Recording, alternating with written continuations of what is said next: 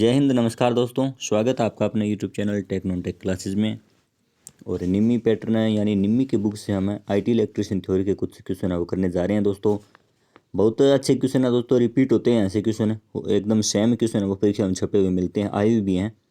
तो please video को पूरी देखना, चैनल को सब्सक्राइब जरूर करना। और एक बार सिंक्रोनाइज सीरीज है वो एक दो दिन के लिए, वो उसमें वीडियो नहीं आ रही, इसमें आ रही है। उसके बाद में हम 2 दिन के बाद में दोनों सीरीज में वीडियो चलाएंगे दोस्तों। मल्टीपल क्वेश्चन निम्मी के और सिंक्रोनाइज सीरीज दोनों के, और एक बोर्ड पर क्लास है, तीनों आपके लिए शुरू करेंगे दोस्तों। तो प्लीज़ वीडियो को पूरी देखना। आज का 1 नंबर क्वेश्चन है कि इस संकेतक चिन्ह का नाम क्या है। तो विद्यालय, संरक्षित, असंरक्षित, पैदल क्रॉसिंग। तो सिंपल सा क्वेश्चन है दोस्तों, यानी ये बच्चा है वो क्रॉसिंग कर रहा है, यानी पैदल क्रॉसिंग इसका राइट आंसर रहने वाला है दोस्तों। आज थोड़ी सी जल्दी है, समय का अभाव है, इसके लिए हमें जल्दी जल्दी क्वेश्चनों को कर लेते हैं। यदि पीड़ित को सिर में चोट लगी है और वह मर रहा है तो उसके लिए सिनोनिम घंटा कौन सा है दोस्तों। बहुत अच्छा क्वेश्चन है, और टेक्निकल हेल्पर में ये क्वेश्चन है वो मेन पेपर में 27 अगस्त में अभी जो हुआ है 2022 में ये क्वेश्चन आया था दोस्तों। यानी टेक्निकल हेल्पर में ये क्वेश्चन आया था, उसके बाद में इन्होंने इसका सिनोनिम घंटा है वो 60 मिनट उत्तर मान लिया था। और इसके कारण आयोग को ये क्वेश्चन है डिलीट करना पड़ा था। 2 नवंबर का तो एग्जाम था ना, सॉरी 2 नवंबर वाले का ये क्वेश्चन है वो डिलीट किया गया, क्योंकि उन्होंने 60 माना। राइट आंसर इसका क्या है, 30 मिनट। और इसी निम्मी के बुक को आधार मानकर वो काटा गया क्वेश्चन, यानी 150 में से 150 क्वेश्चन आने थे, उसमें से 150 की मेरिट बननी थी, लेकिन 149 की मेरिट बनी है, क्योंकि ये एक क्वेश्चन है वो काट दिया गया, क्योंकि एकदम राइट ऑथेंटिक आंकड़ा 30 मिनट वाला है उसका। और यहाँ पर भी इसका राइट आंसर मैं आपको 30 मिनट बता रहा हूँ। और आयोग ने, बोर्ड ने इसका उत्तर है वो 60 माना, इसके लिए रिट जब लगी क्वेश्चन पर तो काट दिया गया ये क्वेश्चन, और 149 पर मेरिट बनी थी। यही कारण है कि निम्मी की बुक से सेम एटीज मतलब डिट्टो क्वेश्चन छपते हैं यहाँ से। तो प्लीज़ इस सीरीज को ज्वाइन करना, एग्जाम तक आपको 70% थ्योरी जब की बार आने वाली है हरियाणा में, अच्छे तरीके से कवर कराएंगे दोस्तों, अगर आपका सहयोग और सपोर्ट अच्छा रहा तो। इसका राइट आंसर क्या होगा, सिनोनिम घंटा कौन सा होता है, 30 मिनट होता है दोस्तों। अगले क्वेश्चन को बात करें कि पीड़ित की कौन सी स्थिति को कोमा कहा जाता है, यानी कोमा की स्थिति, बेहोश। और ये आपको क्वेश्चन अजीब से लग रहे हो, लेकिन सेम है ना, ये क्वेश्चन आए हुए हैं परीक्षा में, विभिन्न प्रकार के परीक्षा निम्मी की किताब में से है, ये निम्मी की बुक से आपको करवा रहे हैं। और क्वेश्चन तो क्या है, संभावना जो भी होते हैं आपको लॉजिक क्लियर करने हैं और क्वेश्चन करने हैं। कोई भी क्वेश्चन आ सकता है दोस्तों, आपको हर तरीके से तैयार रहना है। तो पीड़ित की कौन सी स्थिति को कोमा कहा जाता है। तो बेहोश रहने पर उत्तर न देना, या होश में रहना, होश में रहकर बुलाने पर उत्तर न देना, सांस लेना पर बुलाने पर उत्तर न देना, पूरी तरह संवेदनशील होकर लेटे रहना और बुलाने पर उत्तर न देना। यानी आपको पता है कोमा की कौन सी स्थिति है, एक जिंदा लाश बन जाता है इंसान कोई, तो यानी पूरी तरह संवेदनशील होकर कोई भी इसमें एक्टिविटी नहीं है, और बुलाने पर भी उत्तर नहीं देता। इसका राइट आंसर क्या होगा, कोमा की स्थिति, डी राइट आंसर होगा इसका।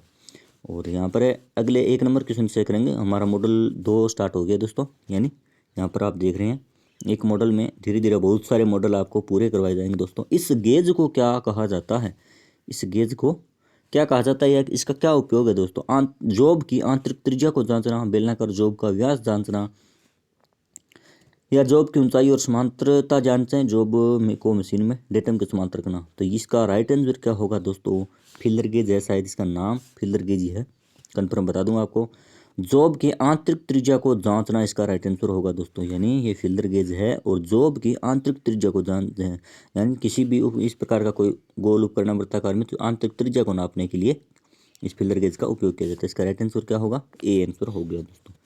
अगले क्वेश्चन पर बात करते हैं। इस रेती का क्या नाम है, यानी टूल से के में क्वेश्चन आया हुआ है, औजारों में से क्वेश्चन आया है। इस रेती यानी फाइल का नाम क्या है दोस्तों। तो इसका राइट आंसर क्या होगा, रास्प कट रेती सॉरी, और एकल कट रेती, दोहरी कट रेती, वक्राकार कट रेती। इसका राइट आंसर होगा दोस्तों अपना रास्प कट रेती, इसका राइट आंसर दोस्तों। यानी IIT के जो सेमेस्टर के एग्जाम होते हैं उसमें ये क्वेश्चन है वो 2 बार आता है, रास्प कट रेती का निशान। तो अगले क्वेश्चन पर बात करते हैं, 3 नंबर क्वेश्चन कि इस औजार का नाम क्या है। यानी डायग्राम आपने देख लिया दोस्तों, तो इसका ऑप्शन है ऊपर दिए गए हैं। इसका नाम क्या है, डिवाइडर है, आंतरिक कैलिपर है, या विषम लय कैलिपर, या बाहरी कैलिपर। तो इसका राइट आंसर दोस्तों होगा आंतरिक कैलिपर, यानी वो एक आंतरिक कैलिपर है। आंतरिक भागों का माप लेने के लिए आंतरिक कैलिपर का उपयोग किया जाता है। और लकड़ी में ट्विस्टिंग दोष का क्या कारण है, यानी लकड़ी में ट्विस्ट यानी इसमें कुछ मोड़ आ जाता है, उसको बोलते हैं ट्विस्टिंग दोष। तो इसका कारण क्या है, दोषपूर्ण भंडारण या असमान सिकुड़ना या गलत सीजनिंग या शाखाओं की वृद्धि में अनियमितता। तो इसका राइट आंसर क्या होगा दोस्तों, असमान सिकुड़ना, यानी जब सिकुड़ जाती है तो लकड़ी में इस प्रकार से कोई बंक पड़ जाता है, उसको क्या बोलते हैं, लकड़ी का ट्विस्टिंग दोस्त। इसका राइट आंसर क्या होगा, असमान सिकुड़ना। और मोर्टाइज छेनी का उपयोग का क्या है। मोर्टाइज छेनी होती है, छेनियों की बहुत प्रकार होते हैं माने काटने के आधार पर, और इस प्रकार बहुत सारे औजार होते हैं, इन पर भी हम पूरी क्लास देंगे आपको, क्वेश्चन बनते हैं यहाँ से भी। तो इसके राइट आंसर की बात कर लेते हैं कि मोर्टाइज छेनी का क्या उपयोग है। लकड़ी में सामान्य छेनीकरण करना, या लकड़ी में आयताकार छेद करना, या लकड़ी को छीलना फिनिश देना, या लकड़ी में हल्का छेनीकरण या तेज किनारों को। तो इसके लिए राइट आंसर रहेगा दोस्तों, मोर्टाइज छेनी का उपयोग है वो किसके लिए किया जाता है, लकड़ी में आयताकार छेद करने के लिए। लकड़ी में आयताकार छेद करने के लिए मोर्टाइज छेनी का उपयोग है वो किया जाता है दोस्तों। 6 नंबर क्वेश्चन है कि सीट मेटल में तेज मोड़ हेतु किस प्रकार की स्टेक का उपयोग करेंगे। यानी इस प्रकार में कोई एकदम अचानक 90 डिग्री का कोई भी मतलब शीट है, उसमें 90 डिग्री का कोण लेने बनाने के लिए किस प्रकार की स्टेक का प्रयोग किया जाता है। स्टोक एंड डाई का टॉपिक है दोस्तों, वहाँ पर बाद में क्लियर करेंगे। तो शीट मेटल में तेज मोड़ हो तो किस प्रकार का स्टेक होता है। इसका राइट आंसर होगा वर्गाकार हेचेट ब्लो हॉर्न या बेवल एज। तो इसका राइट आंसर होगा हेचेट स्टेक। हेचेट स्टेक कई बार सिंपल सा क्वेश्चन पूछ लिया जाता है, हेचेट स्टेक क्या है। हरियाणा लाइनमैन में जो 183 पोस्टों के लिए ऑनलाइन एग्जाम हुआ था, उसमें औजारों से जुड़े 3-4 क्वेश्चन आए थे। यानी शीट मेटल में तेज मोड़ हो तो किस प्रकार के स्टेक का उपयोग किया जाता है, हेचेट स्टेक का प्रयोग किया जाता है। और अगले क्वेश्चन पर बात करते हैं कि किस प्रकार की ठंडी छेनी का उपयोग किनारों पर वर्गाकार पदार्थों को वर्गाकार करने हेतु किया जाता है। यानी किसी पदार्थ को स्क्वायर की शेप में हमें काटना है, या उसको शेप में स्क्वायर की शेप देनी है, तो किस प्रकार की छेनी का उपयोग हमें करते हैं दोस्तों। तो इसका राइट आंसर होगा जाली छेनी, क्रॉस कट, अर्धवर्ताकार या हीरा पॉइंट है। तो डायमंड पॉइंट है ना, डायमंड पॉइंट चीज़ इसका राइट आंसर होने वाला है दोस्तों। अगले क्वेश्चन पर बात करते हैं कि किस प्रकार के कैलिपर का प्रयोग पदार्थ के बाहरी सिरों पर समांतर रेखाएं खींचने में होता है। यानी किसी प्रकार के कैलिपर का उपयोग, अगर आप टूल का टॉपिक पढ़ोगे ना तो वहाँ से आपके सारे क्वेश्चन है वो क्लियर हो जाएंगे। तो किस प्रकार के कैलिपर का प्रयोग पदार्थ के बाहरी सिरों पर समांतर रेखाएं खींचने में होता है। इसको राइट आंसर होगा आंतरिक कैलिपर, जेनी कैलिपर, बाहरी कैलिपर या स्प्रिंग जोड़ कैलिपर। तो इसका राइट आंसर होगा दोस्तों जेनी कैलिपर, इसका राइट आंसर रहने वाला है दोस्तों। अगले क्वेश्चन पर बात करते हैं, इस ड्रिल बिट का नाम क्या है। इस ड्रिल बिट का हमसे नाम पूछा गया है दोस्तों। तो आईटी सेमेस्टर के एग्जाम होते हैं, वहाँ पर इस प्रकार क्वेश्चन है वो पूछे जाते हैं। फर्स्ट है, सेकंड, थर्ड सेमेस्टर के जो एग्जाम होते हैं वहाँ पर। तो इसका राइट आंसर क्या रहेगा दोस्तों, ये एक टेपर सैंक बिट है। यानी इस प्रकार आप देख रहे हो इसमें टेपर की हुई है ये चीज़ें, तो टेपर सैंक बिट है ये। अगले क्वेश्चन पर बात करते हैं, शीट मेटल में सामान्य उपयोग है तो किस प्रकार की स्टेक का उपयोग किया जाता है शीट मेटल में। तो इसके लिए राइट आंसर होगा वर्गाकार स्टेक का उपयोग किया जाता है दोस्तों। शीट मेटल को धातु की चादर है, उसमें सामान्य उपयोग होती है, किस प्रकार का स्टेक होता है, वर्गाकार स्टेक होता है।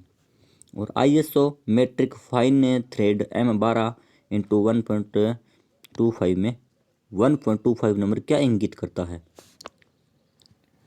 यानी कोई नंबर दिया है किसी मतलब फाइन ग्रेड, यानी कोई काटने का जो धातु है कोई भी प्रकार का हो सकता है, उस पर कोई अंकित दर्जे नंबर है वो किसे को व्यक्त करता है। तो इसका राइट आंसर क्या होगा दोस्तों, थ्रेड का व्यास, पिच, गहराई, लंबाई। तो इसका राइट आंसर होगा थ्रेड का पिच, यानी कितने पिच में उसमें है।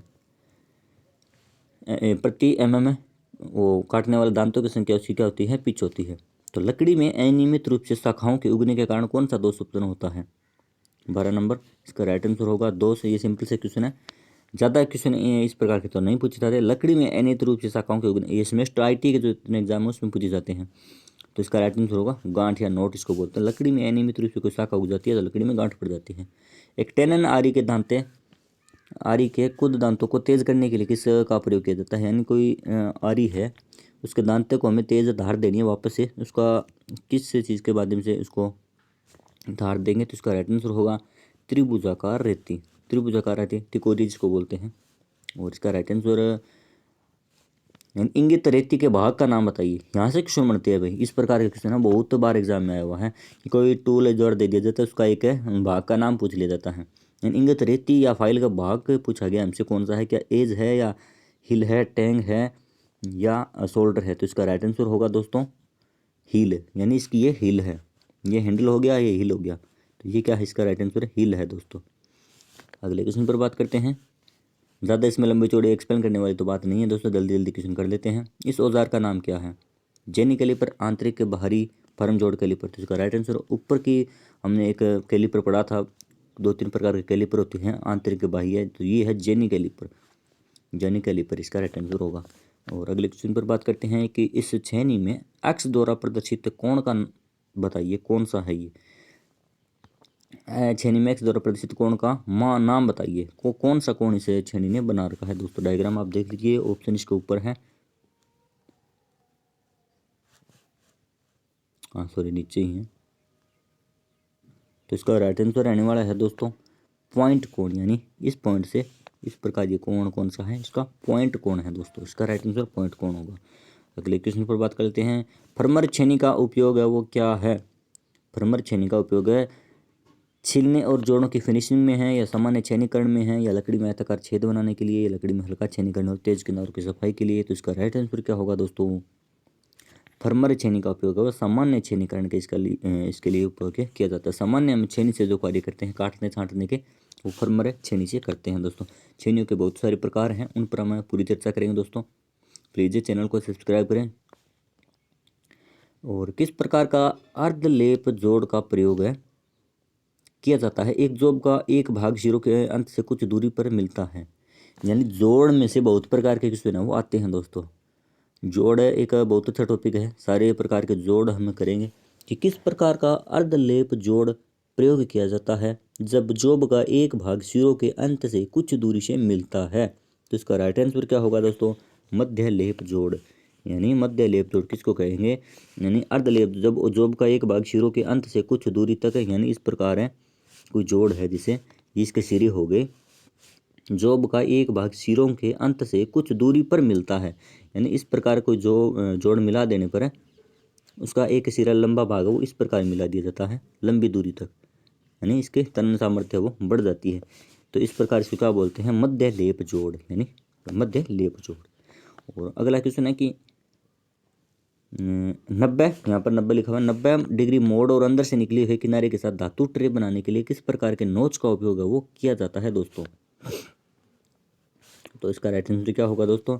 90 डिग्री मोड़ और अंदर से निकले हुए किनारे के साथ धातु ट्रे बनाने के लिए हमें इस नोच, वी नोच, तिरछा नोच, वर्गाकार नोच या सीधा नोच। तो इसका राइट आंसर होगा वी नोच, यानी वी नोच। इस प्रकार क्या करते हैं, हमें 90 डिग्री का कोण यहाँ पर बन रहा है दोस्तों, इस कारण इसका राइट आंसर क्या होगा? वी नोच। अगले क्वेश्चन पर बात करते हैं 20 नंबर कि शीट मेटल कार्य में हेम फोल्डिंग का उद्देश्य क्या है? तो बहुत अच्छा क्वेश्चन है दोस्तों, कई बार परीक्षा में पूछा गया है कि शीट मेटल जब कोई हेमिंग क्या होता है, क्वेश्चन इस प्रकार पूछा गया हेमिंग क्या होता है। तो बात कर लेते हैं, वर्गाकार डिब्बे को बनाने में सहायक या शीट मेटल को सरलता से मोड़ना या काटने के बाद खुरदरे किनारे बनने से रोकना है, शीट को क्षति होने से बचाना। तो इसका राइट आंसर होगा शीट को क्षति होने से बचाना, यानी शीट के कुछ किनारे हैं, जैसे इस प्रकार कोई एक तिरछा किनारा है उसका, इसको इस प्रकार है वो फोल्ड कर दिया जाता है और हथौड़े से इसको यहाँ पर दबा दिया जाता है। तो इसको क्या बोलते हैं? हेमिंग बोलते हैं दोस्तों, यानी शीट को नष्ट होने से बचाना, यानी शीट वो यहाँ से आगे से कटेगी फटेगी नहीं। तो इसको क्या बोलते हैं? हेमिंग बोलते हैं। और हेमिंग क्यों करते हैं? शीट को क्षति यानी खराब होने से बचाना। तो आज की वीडियो में इतने ही क्वेश्चन दोस्तों, 25 के लगभग क्वेश्चन हो गए हमारे, और मिलते हैं अगली वीडियो में। प्लीज़ चैनल को सब्सक्राइब जरूर करें, आपको हर प्रकार के क्वेश्चन हम करवाएंगे। जो भी आपका डाउट हो तो प्लीज़ कमेंट में जरूर बताइएगा। धन्यवाद, आपका दिन शुभ हो। मिलते हैं अगली वीडियो में।